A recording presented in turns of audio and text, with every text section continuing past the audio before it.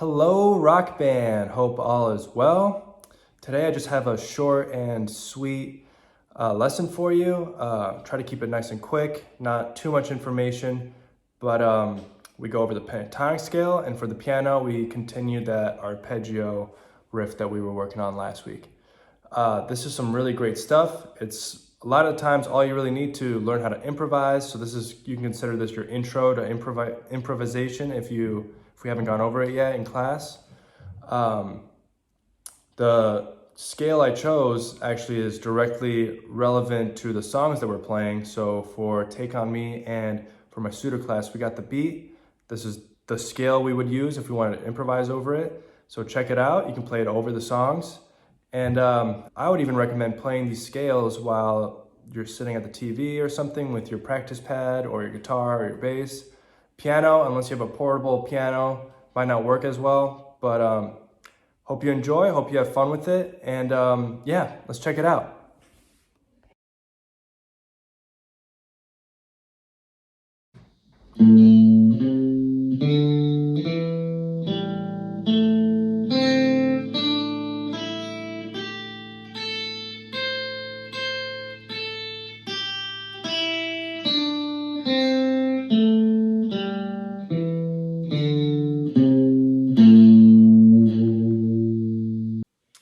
Hello, guitar students. I thought today we could go over the minor pentatonic scale. Now, some of you may already know this scale, but in case you don't, this is a very useful scale for soloing and improvising. So I thought that we could do the A minor pentatonic so that we could actually use it in some of our songs, like Take On Me, and we got the beat for my Suder class. So here it is, basically. We start on A. Okay, everyone should know where A is. 5th fret, 1st string. And then we move on to our pinky. So just like the last lesson, there's 1 fret per finger. So we're gonna keep this shape the same. 1st finger on the 5th fret, 2nd finger on the 6th fret, 3rd finger on the 7th fret, and pinky on the 8th fret, okay? So we're gonna go 1, 1st finger, pinky, that's the 1st string. Then, we simply 1st finger, the next string, then 3rd finger, next string, 1st and 3rd again, next string, 1st and 3rd. Now the last two, 1st, 4th, 1st, and 4th. So it's actually I think it's pretty easy to remember actually. So it's 1st, 4, 1st, 3, 1st, 3, 1st, 3, 1st, 4, 1st, 4. Cool, so one more thing I wanted to go over is that you actually don't need to lift your finger every time to play the next note. So you can play 1st finger here, for example, and then without even having to lift, you can just put your pinky down and play your next note. And notice how both of these are pressed down for me right now. And this will just allow you to play faster in the future. And since this is pressed down, obviously this one's not gonna make any noise. Hopefully that makes sense. And yeah, we don't have to lift our fingers. It also will enable us to play more accurately. So if we keep our position down, then it'll be easier to play these next notes because your hand's not moving around so much. Cool, let's do this to a metronome. Let's start at 60 beats per minute. Find the metronome. Let's play it together, all right? Play with me. 1, 2, ready, go.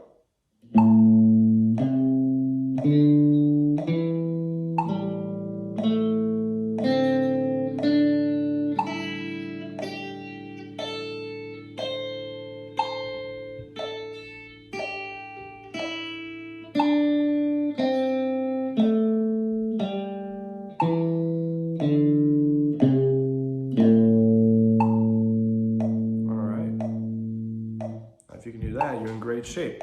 Let's maybe speed it up just a little bit. Let's go to 80.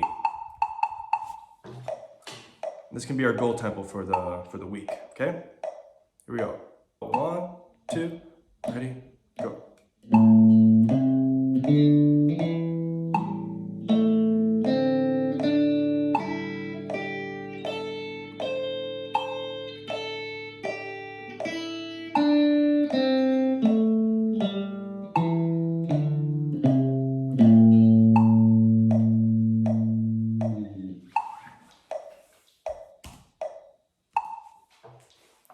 All right, so this was nice, short and sweet today. Not too much information. Really great for your fingers and your picking hand. Notice how when I was going back up, my downstroke was on the high note. So I was going, you know, down, up, etc. So it switches when you get to the bottom and you start over. I hope this was helpful. I hope you're staying safe, and let me know if you have any questions. I can't wait to see your videos. Once this feels comfortable, go ahead and try, you know, improvising it over We Got the Beat or Take On Me, especially over the chorus of Take On Me because it's an A. Should work. So let me know if you have any questions. When you do solo, you don't have to just play the scale, obviously. You can go up and down, create little like patterns. So you go down a few notes, then up a couple, then back down, and then maybe you can skip around once that feels comfortable too. So yeah, hope you're feeling safe. Hope everything's all good, and I'll see you next time.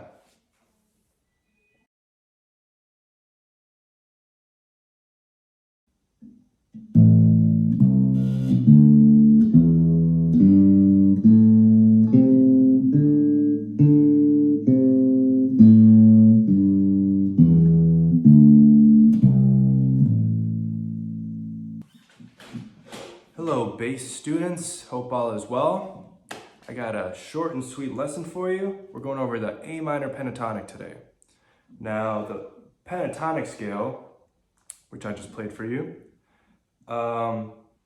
is really great for improvising. And since that's something we've been focusing more on in the last kind of few weeks that we had school, I thought we could go over the scale to you know, have a great start of where, and review for some of you, of where to improvise on some of our songs. So the A minor scale, pentatonic scale, which is different than the A minor scale. The A minor pentatonic scale allows us to play and improvise on some of the songs that we've been playing, such as Take On Me and We Got the Beat.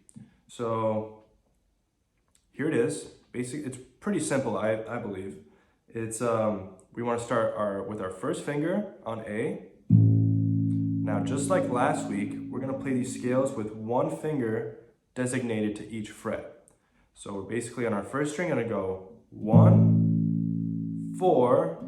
Okay, so that's the 8th fret. So 1 is A on the 5th fret, 4 is on the 8th fret. Then we have 1, 3, 1, 3, 1, 3. So it's pretty easy, I think, to remember. It's just 1, 4 on the first one, and then 1, 3 for all the rest of the strings on bass. It's different on guitar because it has more strings, but up to the 4th string, it's the same. So let's go over it real quick together. All right, try to play with me. 1, 4, 1, 3, 1, 3, 1, 3, and then back.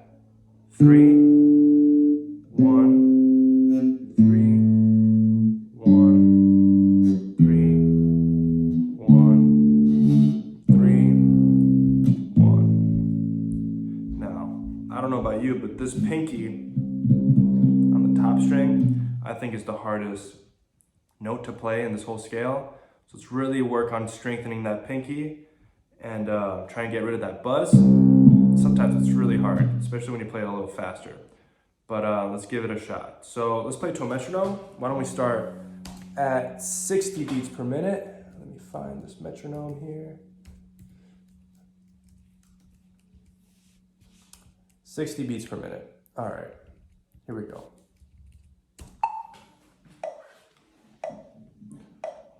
One, two, ready, go.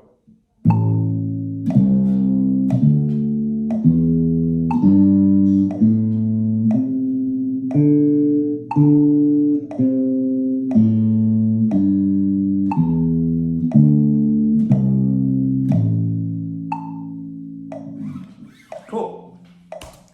Now, if that was giving you trouble, why don't you just practice the scale on its own for a little while, try to memorize it, and then play along with me to this metronome.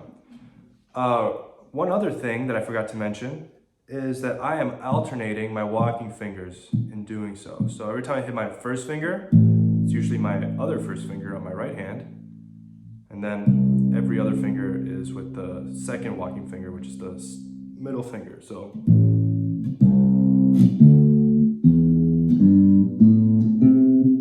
now when I come back, I hit that top note again, and it's switched.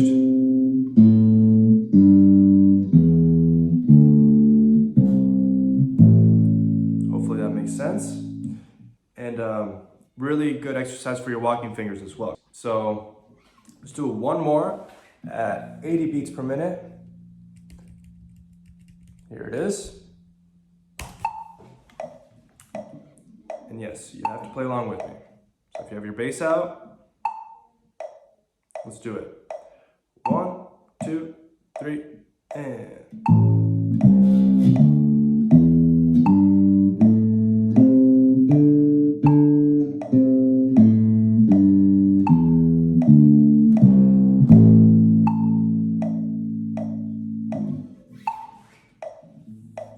Okay, so that is all I have for you today. I was trying to keep it nice and short and sweet.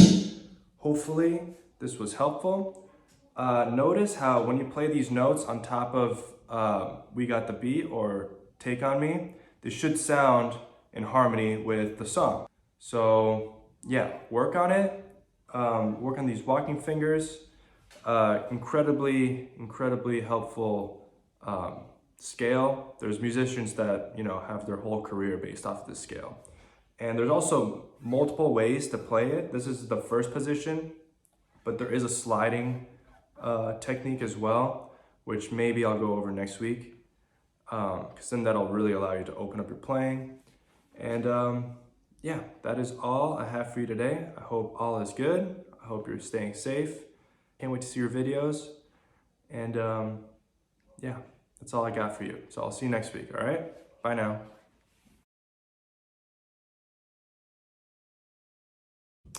Hello, keyboard students. Hope all is well. I want to pick up where we left off last week and continue this arpeggio exercise and kind of move it around and create some songs out of it. And the second thing I wanted to go over is the A minor pentatonic scale, which allows us to play solos over some songs we've been learning, such as Take On Me, and for my Suder class, We Got the Beat.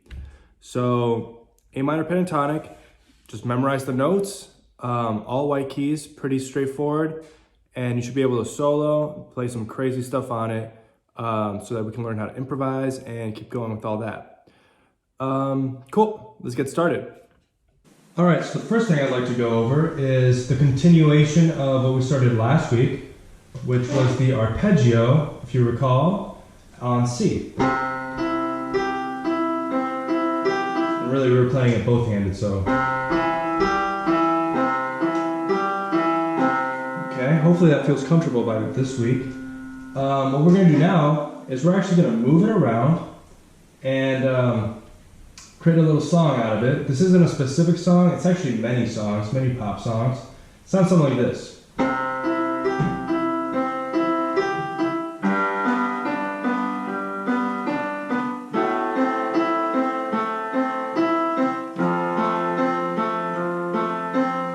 then it starts over. Cool, so let's go over first where I'm going, the orchestration of these chords. starts on C. And notice I'm just holding it out for right now. The left hand is just holding out the root note. To G. Up to A. And to F. And then it starts over.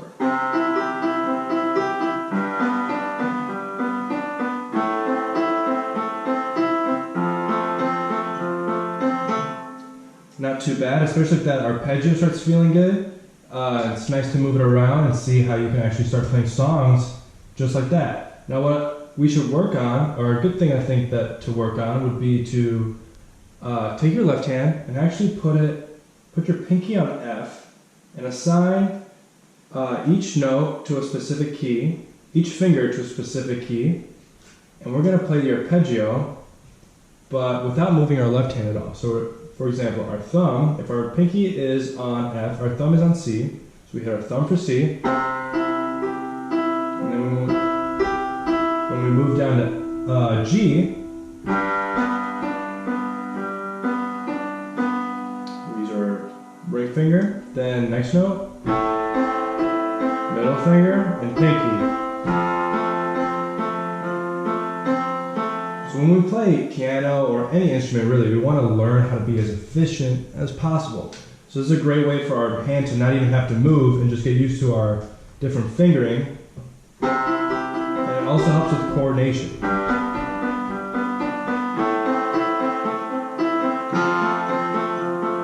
you're training your body to basically play one thing on one hand and then something different on your left hand.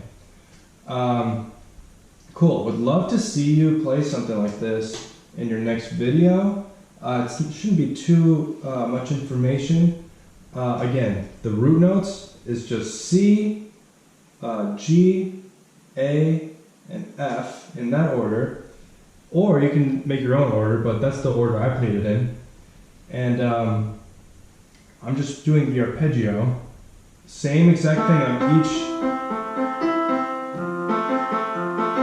each note, because those are chords, these are triads, so really we're playing C major,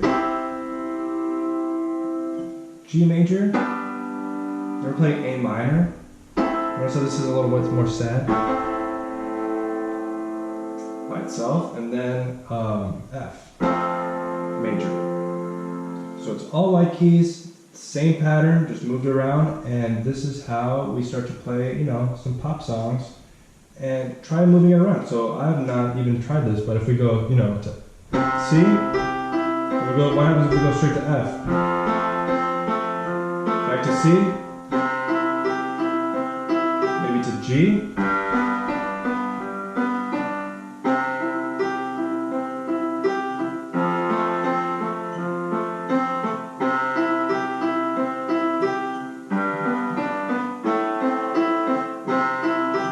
move it around, see what melodies you can come up with, and I think this is a great exercise, again, just to get your left hand, coordinate with your right hand, work on that arpeggio. The next step, if you wanted to, this is on your own time, you just hold it out.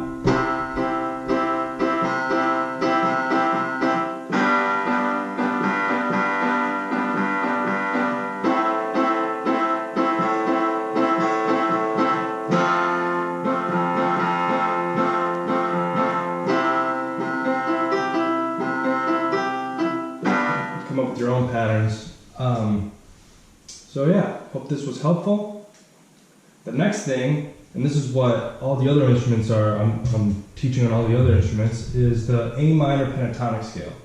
Now this will allow us to improvise on some of our songs, such as Take On Me, and for my Suder class, We Got the Beat, and it basically sounds like this.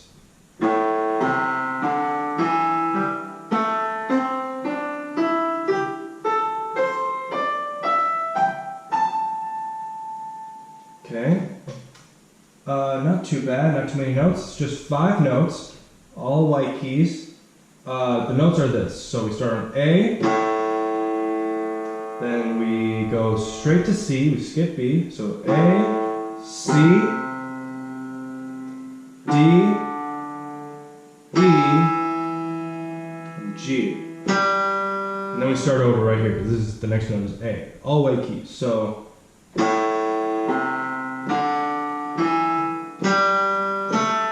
one octave, and then we just keep going, keep going. My keyboard's actually pretty short, but you can go all the way down your piano and all the way back down, all the way up and all the way back down. And just to work it out, memorize the notes that you're skipping, the notes that you're hitting. So yeah, shouldn't be too bad. That's all there is really to go over for the A minor pentatonic scale. The next step would be to play it over a song that we're playing. So, for example, we got the beat during the AA section. You can easily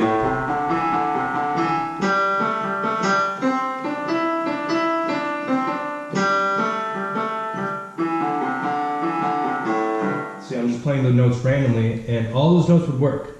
So feel free to improvise using those notes. Try to have fun with it. And yeah, let's just see what happens.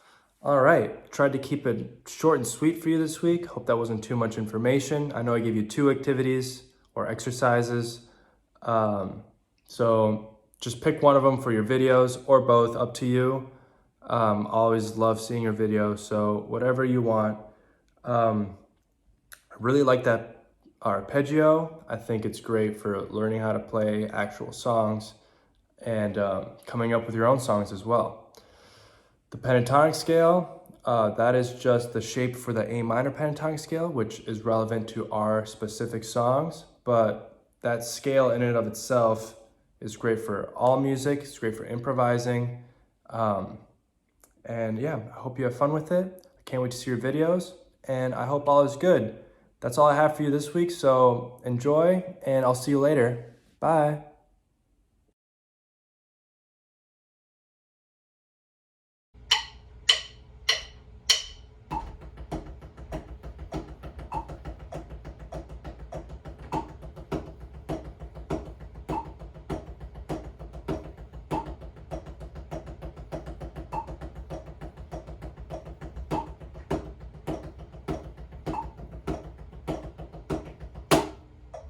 Hello drummers, hope all is well.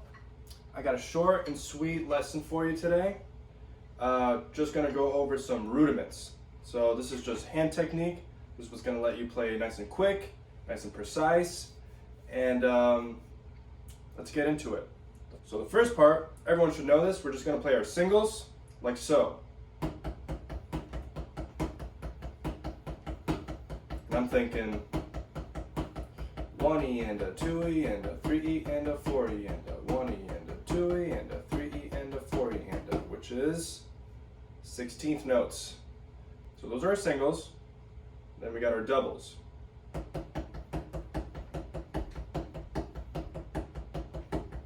Now if this is too much for you, why don't you go ahead and pause and just practice those doubles real quick. Nice and even. You want to try to make every note sound the same. It's never going to be perfect, but we can try to get as close as we can. So make sure you're not, accenting the first one, the first note of each hand. Try to smoothen it out as much as possible. Stay nice and relaxed. This is not something that you should try to speed up right away. In fact, speed will come by itself the smoother it is. So if you feel very comfortable playing at this speed right here, just stick to that. If it's slower than that, stick to that. And only play what's comfortable, because you want to ingrain all this stuff in your muscle memory in order to play fast in the future. Finally, your paradiddles, which everyone should also know this, but in case you don't, the rudiment simply goes like this. Right, left, right, left, right, left, left. And you can remember it by actually recalling what it's called. So, paradiddle, paradiddle. That's why it's called paradiddle, because it's supposed to kind of sound like paradiddle. So, paradiddle, paradiddle, paradiddle, paradiddle. Now notice how I'm slightly accenting the first note of each paradiddle. Right a diddle, left a diddle, right a diddle, left a diddle. And I'm accenting it because it allows for me to begin to flow with my paradiddles start speeding it up, you kind of start to develop this flow, which actually allows you to play a little faster once you get used to it. So the exercise is basically going to be all three of these rudiments put together non-stop. So they're all consecutively stitched together, and it sounds something like this.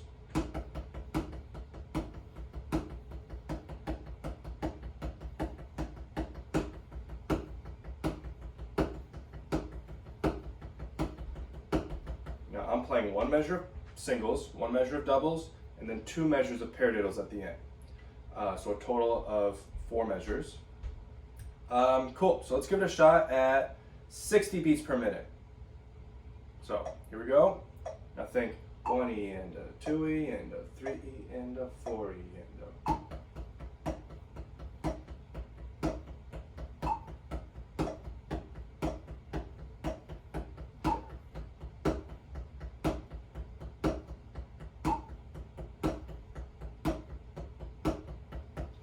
Now the reason why I decided to put all these rudiments together into one rudiment, into one exercise, is because going from singles to doubles, for example, is actually really tricky. Smoothing out that transition, going singles to doubles, nice and smooth, is really going to help you develop that hand technique and finger control.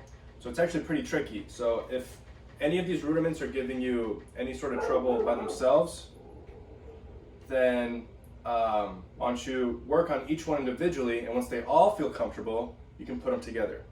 Okay, so our goal tempo for this is 100 beats per minute, okay, which is quite a bit faster, so don't jump straight from 60 to 100. You know, back in the day, I went from 60 to 62, you know?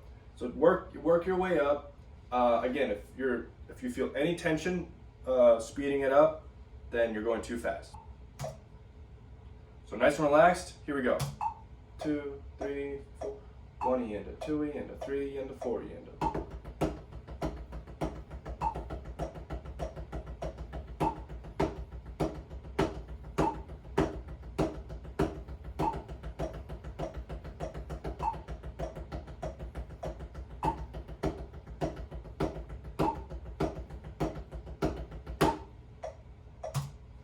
There you have it, short and sweet. You don't need a practice pad. You can do this on a pillow or, you know, your leg, maybe a pillow. I'm sure you have a pillow somewhere. And but get in a nice, comfortable seated position, and yeah, have fun with it. I actually encourage you to try this in front of a movie or something. Maybe if your doubles aren't feeling quite, you know, there yet, just do it nice and slow for, you know, 20 minutes straight. And that's why I encourage you to do it in front of a movie, so that it's not like super boring. So you can get pretty, you know, repetitive to just really focus on these doubles. But do it, get really used to the muscle memory, and then try this exercise, stitching it all together, 60 beats per minute. And if that feels good, work your way up all the way to 100. That's our goal tempo. If you can go even faster than that, then that's amazing, good for you. All right, I hope you're doing well. I hope this was helpful. Great to get away from the kit every once in a while, work on these hands, and yeah, enjoy. Bye.